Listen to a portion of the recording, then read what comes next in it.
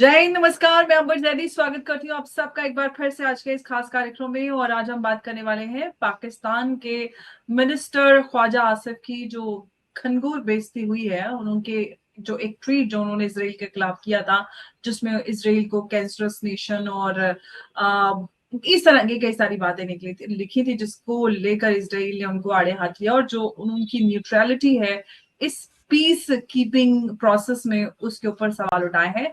और इजराइल ने काफी गुस्सा दिखाते हुए ये उनकी तरफ से रिएक्शन आया है।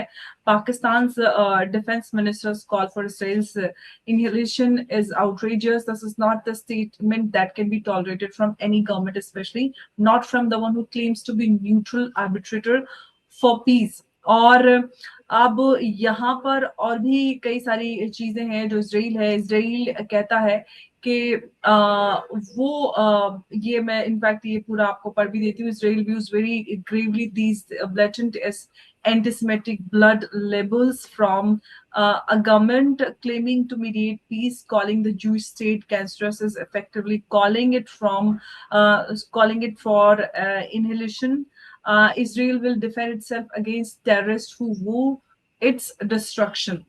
तो यहाँ पर हम अगर इसराइल और पाकिस्तान के बीच की इक्वेशन देखते हैं, तो लगातार पाकिस्तान इसराइल को लेकर जिस तरह से टारगेट करता है, और इसराइल भी बिना शब्दों को चबाए पाकिस्तान को लगातार जवाब देता है। तो ऐसा लग रहा है कि अब पाकिस्तान जो है वो कहते हैं ना, कौवा चला हंस की चाल और अपनी भी भूल गया। तो वैसे ही कुछ होता नजर आ रहा है कि यहाँ पर पीस कीपर बनने के लिए चले थे, लेकिन लग रहा है कि बाल्कनाइजेशन ऑफ पाकिस्तान जो है वो भारत के साथ साथ इसराइल भी उसमें साझेदार होने वाला है। और लगता है कि प्रोसेस और ज्यादा फास्टन होने वाला है जिस तरह की हरकतें पाकिस्तान कर रहा है। तो इसी पर आज की चर्चा की शुरुआत कर रहे हैं, और इसमें मेरे साथ मौजूद है एक बार फिर से चर्चा के लिए उमेश जी। जय हिंद, नमस्कार, बहुत स्वागत है। जय सिया राम अंबर जी।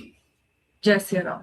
उमेश जी, ख्वाजा आसिफ ने जो ट्वीट की इसराइल को लेकर, और जिस तरह से पाकिस्तान खुद को प्रोजेक्ट कर रहा था, चीजें मतलब 2 घंटा नहीं ठहर पाई।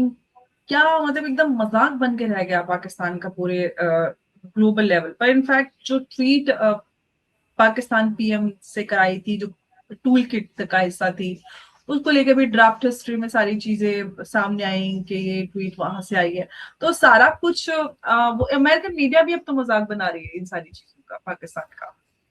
देखिए, सबसे पहले तो मैं जो इसराइल के रक्षा मंत्री है गिडियन सार, उन्होंने बोला है कि पाकिस्तान को एक टेररिस्ट नेशन बोला है, और उन्होंने ये भी बोला है कि इसराइल अपने आप को डिफेंड करेगा against the plan destruction by Pakistan, जो जूइश स्टेट को कैंसरस बोल रहे हैं और एनाहिलेशन की भाषा बोल रहे हैं। मतलब इसराइल को बर्बाद कर देंगे, मैप से हटा देंगे, ये वही भाषा है जो ईरान बोल रहा है। अब इसराइल ने इसके लिए बोला है कि हम ऐसे नेशंस के साथ मीडिएशन नहीं कर सकते जो हमें एनालाइज करने की बात कर रहा है, हमें खत्म करने की बात कर रहा है। इससे पहले भी ख्वाजा आसिफ ने बोला है कि भारत हमारा नंबर 1 एनिमी है, और जो यहूदी है जूइश स्टेट ऑफ इसराइल हमारा नंबर 2 एनिमी है। अब देखिए कि इसराइल के एम्बेसडर जो इंडिया में हैं, उन्होंने बोल भी दिया है कि हमें पाकिस्तान की मध्यस्थता स्वीकार नहीं है। और जिस दिन ये सीज फायर अनाउंस हुआ था, उसी दिन इसराइल ने लेबनान के ऊपर धमाकेदार हमला किया। कम से कम 100 से 110 जगह पर हमला किया, 250 लोग मारे गए, 1000 से ज्यादा लोग इस समय हताहत हुए हैं। देखिए अंबर जी, एक तरह से इसराइल और पाकिस्तान के बीच में वॉर ऑफ वर्ड्स चालू हो गया है। और ऑपरेशन सिंदूर में भारत ने जो मिसाइल्स यूज की थी, रैम्पेज मिसाइल्स, लोरा मिसाइल्स और इजरायली ड्रोन्स, बहुत इफेक्टिव साबित हुए हैं। अब पाकिस्तान अपनी एक तरह से, शहबाज शरीफ ने बोल दिया था कि सीज फायर के अंदर लेबनान इंक्लूडेड है, पर इसराइल ने पाकिस्तान की उसकी औकात दिखा दी थी। उसी दिन उन्होंने लेबनान के ऊपर हमला किया, और ये पीस अकॉर्ड थोड़ी देर भी नहीं चल पाया। और भारत की जो भारतीय सरकार ने ईरान में रहने वाले 7,000 छात्रों को बोल दिया कि ईरान से इमीडिएटली निकल जाइए। तो ये जो पीस प्रोसेस था टिकने वाला नहीं था, और पाकिस्तान की कोई स्टैंडिंग नहीं है। पाकिस्तान की औकात भी नहीं है कि वो आप देख लीजिए इजराइल ईरान और अमेरिका के बीच में मध्यस्थता करवा सके। वो अभी यहां तक बात आ रही है कि इरानियन जो डेलीगेशन है वो भी बोल रहा है कि हमें पाकिस्तान में जाके मध्यस्थता नहीं करनी है, हमें बात ही नहीं करनी है। तो ये बाकी जैसे है बैक टू स्क्वायर वन। अब सबसे बड़ी बात है कि इजराइल ने पहले भी बोला था कि जो आपको याद होगा 1970 या 1980 में कहूटा में जो पाकिस्तान का न्यूक्लियर रिएक्टर है, इजराइल ने भारत को ऑफर किया था कि हम बम्बार्ड कर देते हैं।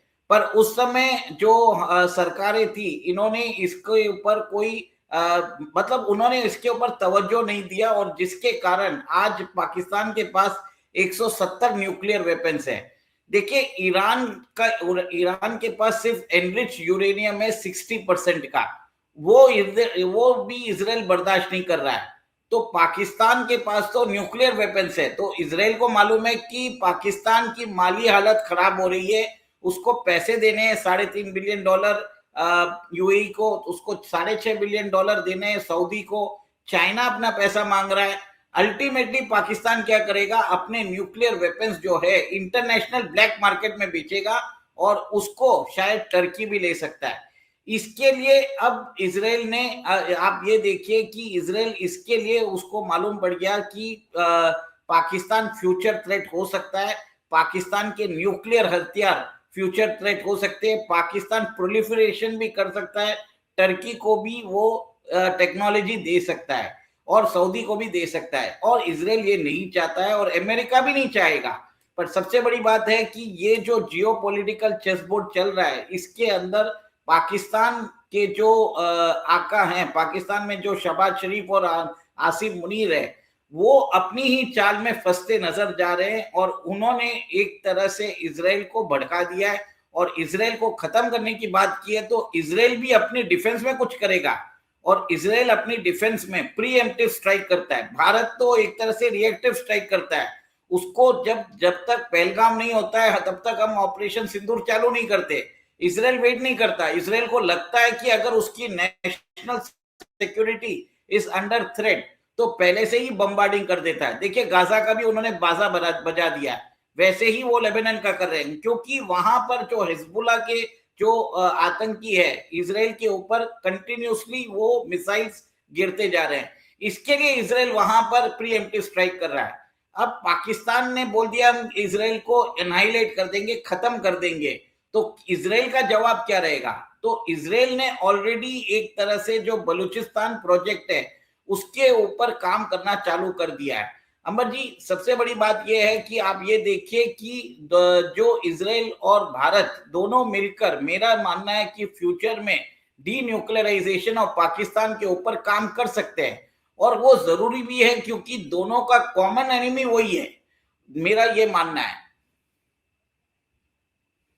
बिल्कुल। और उमेश जी, जिस तरह से डेवलपमेंट हो रहे हैं, पाकिस्तान की जो पीस डील थी और पाकिस्तान की नैरेटिव पुश करने में लगा था कि अब इस्लामाबाद अकॉर्ड होगा, जॉइंट स्टेटमेंट आएगा, लेकिन उसके पहले ही सारी चीजें इजराइल ने तो ऑफकोर्स, क्योंकि पाकिस्तान ने खेल ही ऐसा खेला, उनको उनके पॉइंट्स पहुंचा दिए, उनको उनके पॉइंट्स पहुंचाकर जो खेल खेला है, डबल गेम खेला है, इसमें पाकिस्तान खुद फंसता नजर आ रहा है। और कैरोलिना लेविट ने भी बोला कि हम इनके इस डील को नहीं मानते और सारी चीजें, और जिस तरह से हो रहा है, इनफैक्ट अब तो नौबत ये आ गई कि यूएई भी रिटेलिएट कर चुका है। तो ऐसे में कितना ये ठहरने वाला, 2 हफ्ते तो छोड़िए, 2 दिन नहीं रह पाया। तो अब आपको क्या लगता है उमेश जी कि पाकिस्तान जो है वो अपनी कब्र खोदता जा रहा है, और जिस तरह से यूएस के साथ रिश्ते हैं, क्या उनमें भी कोई दूरी आती नजर आएगी, या क्योंकि जो अभी तक या फिर यूएस को पाकिस्तान की जरूरत है, इसलिए वो इसी तरह से पाकिस्तान इस्तेमाल होता रहेगा? देखिए, पाकिस्तान को भूलना नहीं चाहिए कि भले ही अमेरिका का राष्ट्रपति डोनाल्ड ट्रंप है, पर डोनाल्ड ट्रंप का बाप जो है बेंजामिन नेतन्याहू है। बीबी इज कंट्रोलिंग अमेरिका, और मोसाद के पास उनकी फाइल्स है, और उसी फाइल्स के आधार पर आप ये देखिए ईरान के ऊपर हमला हुआ है। अमर जी, ये भी है कि दोनों कंट्रीज आजकल बलूचिस्तान प्रोजेक्ट को परस्यू कर रहे हैं, और इजराइल और इंडिया दोनों मिलकर वहां पर बलूचिस्तान के अंदर जो फ्रीडम फाइटर्स है उनको एक तरह से कोवर्टली वो उनको फंड कर रहे हैं। और इजराइल अभी बलूचिस्तान के अंदर बहुत एक तरह से इंटरेस्ट ले रहा है, क्योंकि बलूचिस्तान जो है पाकिस्तान की लाइफलाइन है। 44% जो पाकिस्तान का एरिया है बलूचिस्तान का है। बलूचिस्तान के कारण ही ये रावलपिंडी और लाहौर के अंदर ये जो जनरल्स है ये एक तरह से आज पाकिस्तान को जिंदा रख रहे हैं। बलूचिस्तान को अगर पाकिस्तान से अलग कर दिया जाए और पाकिस्तान के न्यूक्लियर वेपन्स को खत्म कर दिया जाए कोई बहाने से, तो ये एक तरह से लॉन्ग टर्म प्लान है जिसमें भारत और इजराइल मिलके balkanization of Pakistan and D nuclearization of Pakistan pursue कर रहे हैं। और इसके लिए उन्होंने बलूचिस्तान प्रोजेक्ट जो है, इजराइल की जो थिंक टैंक है उसने उसके ऊपर विचार करना चालू कर दिया है। देखिए, ख्वाजा आसिफ ने खुद अपनी कब्र खोद दी है। उन्होंने इंडिया को एनिमी नंबर 1 बोला, उन्होंने इजराइल को एनिमी नंबर 2 बोला, इजराइल को कैंसरस नेशन बोला है, इजराइल को बोला है कि हम एनहाइलेट कर देंगे। तो इजराइल के प्राइम मिनिस्टर ऑफिस ने एक कड़ी निंदा की है। उसके बाद ये देखिए, इजराइल के रक्षा मंत्री ने भी वैसा ही बोला कि हम अपने आप को डिफेंड करेंगे। डिफेंड करने का मतलब यह है कि इजराइल प्रीएम्प्टिव स्ट्राइक करेगा। और प्रीएम्प्टिव स्ट्राइक कैसे रहेगा? कोवर्ट और ओवर्ट दोनों होगा। कोवर्ट कैसे होगा?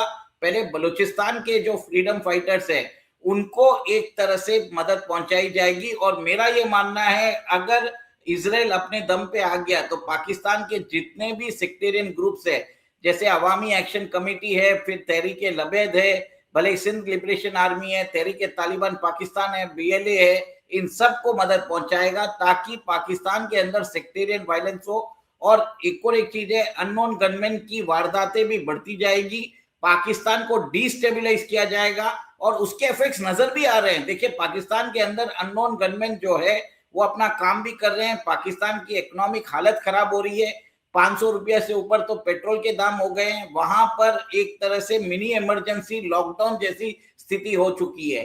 तो ये एक तरह से आप देखिए कि नेशन के अंदर जो तबाह होने से पहले जो संकेत होते हैं, पाकिस्तान उस दौर पे गुजरता जा रहा है। यूएई ने अपने $3.5 बिलियन इमीडिएटली खींच लिए। और देखिए, सऊदी भी अपने पैसे मांग रहा है। चाइना जो इतने दिन तक चुप बैठा था वो भी अपने पैसे मांगना चालू कर दिया है। अब सबसे बड़ी बात यह है कि इस टाइम पे पाकिस्तान ने अपनी औकात से बढ़कर एक तरह से उन्होंने बोला है कि पाकिस्तान अकॉर्ड के जैसे उसको इस ट्रीटी को, जो मिडिल ईस्ट ट्रीटी को पब्लिसाइज किया। अब सबसे बड़ी बात है कि ट्रंप ने भी इनको छड़ा दिया है और इजराइल ने इनको इनकी औकात बता दी है। अमर जी, सबसे बड़ी बात है कि इजराइल जो है अमेरिका का बाप है आज की डेट में, क्योंकि मोसाद के पास जो है वो ट्रंप की जितनी भी फाइल्स है वो मोसाद के पास है। इसी कारण ट्रंप को एक तरह से अमेरिकन ट्रूप भेजना पड़ रहा है इन द मिडिल ईस्ट। और देखिए, पीस ट्रीटी की बात हो रही है और उसी दिन इजराइल ने लेबनान पे हमला किया। तो ये एक तरह से पाकिस्तान के मंसूबे पर पानी फेर दिया है और इसी जल्लाहट में उन्होंने ये सब स्टेटमेंट दिया। और इजराइल जो है जब भी ऐसा स्टेटमेंट आता है इसको हल्के में लेने वाला नहीं है। और भारत के साथ मिलकर हम एक तरह से पाकिस्तान टर्की एक्सिस को तोड़ेंगे, जिसमें भारत, ग्रीस और साइप्रस और शायद इजराइल भी मिलकर हम इन दोनों कंट्रीज के अगेंस्ट एक इनकी एक्सिस तोड़ने की जरूरत है। क्योंकि टर्की जो है पाकिस्तान का सपोर्ट करता है और टर्की आज की डेट में इजराइल के अगेंस्ट है और वहां पर वो गाजा का सपोर्ट कर रहा है। इतने दिनों तक टर्की ने गाजा के ऊपर न्यूट्रल स्टैंड रखा था, पर सडनली अब जियोपॉलिटिक्स चेंज हो रही है और इजराइल को भी समझ में आ गया कि यहूदी और हिंदुओं को बात करके अब एक तरह से भारत और इजराइल साथ में मिलके टर्की और पाकिस्तान की बैंड बजाएंगे, उनका कचूमर निकालेंगे।